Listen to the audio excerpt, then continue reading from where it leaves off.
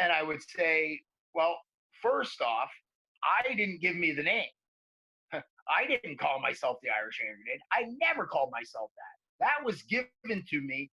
And my trainer then just used to, he used to just call me Hand Grenade. He'd go, hey, Hand Grenade, Hand Grenade. So, but I also said, Diego Sanchez isn't really a nightmare.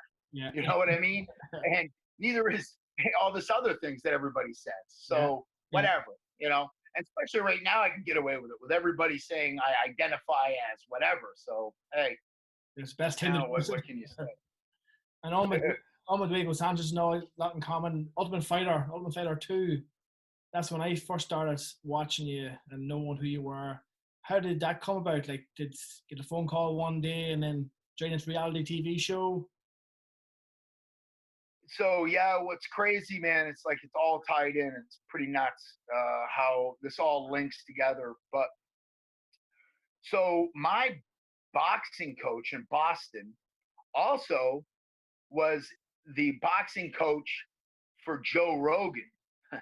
Okay. And he got Joe Rogan his first comedy gig too. So got him hooked up doing a comedy show in Boston. And one of the guys that used to come in and train with us was Dana White's best friend, and his name's Joe Cavallero. Okay. And both him and Dana White at that time worked as bellhops at the Boston Harbor Hotel. That's right. Yes. So then, you know, that was 1993. Then come 2003, Tim Sylvia knocked out Rico Rodriguez, and I was there in New Jersey for the fight, and we went to the after party. And at the after party, I see that guy, Joe Cav, who was Dana White's best friend, who working at the Boston Harbor Hotel, who used to watch me box all the time. I see him, and we just start going, hey, what's up, man? I go, what are you doing here at the UFC? And he's like, he goes, Dana White's my best friend. I go, oh yeah, that's right. And then he's like, yeah, I'm managing fighters. And I said, really? He goes, yeah. And I said, I'm fighting in MMA now.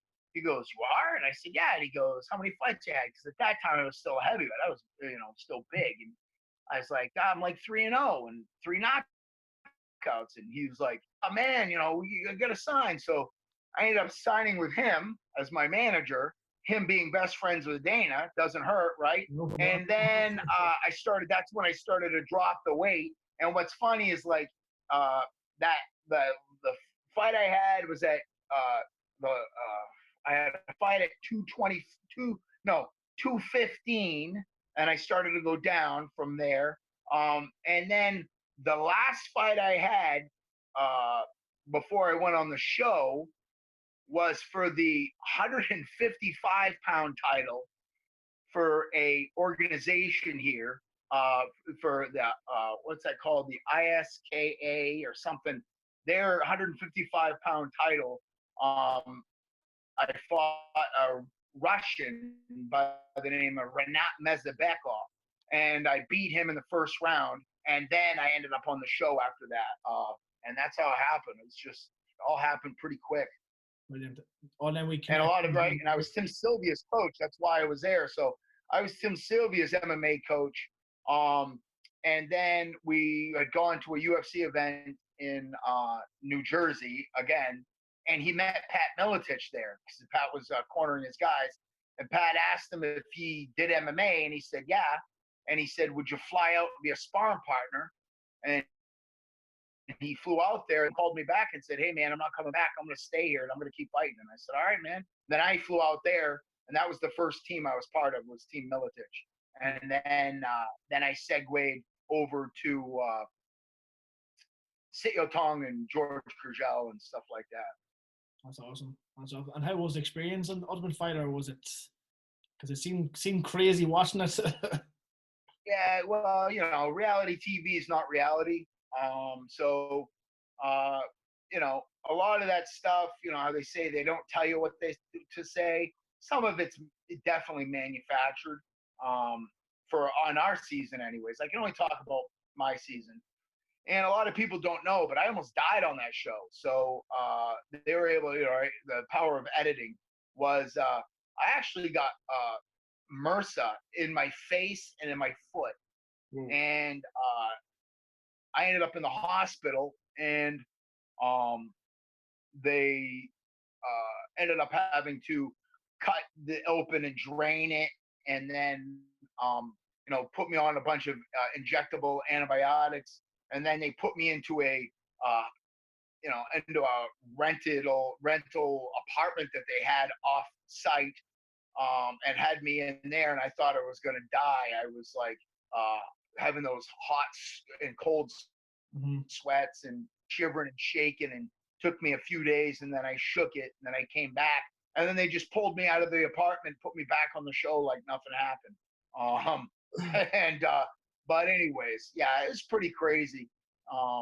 And then they ended up finding out, like, all the way from season 1 till season, I believe it was 5, everybody was getting sick, and everybody was having skin infections.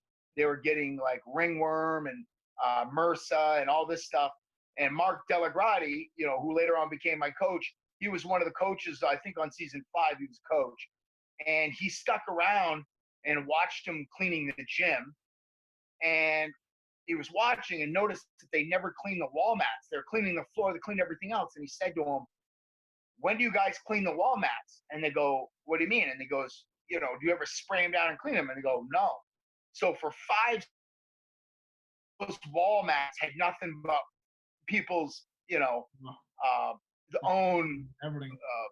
bio on there, right? Then so it was just a petri dish, that wall. And then then they clean it, and then they stop having those issues. But something so simple. Yeah, crazy. It's What's that? Something so simple that they had to clean the walls. Right. Yeah. Really perfect. Yeah. Not even thinking about washing the walls. It's crazy. To get the full episode of this podcast, please listen to us on Spotify or Apple Podcasts. To find out more information, check our website out, onehitpodcast.com, and enjoy.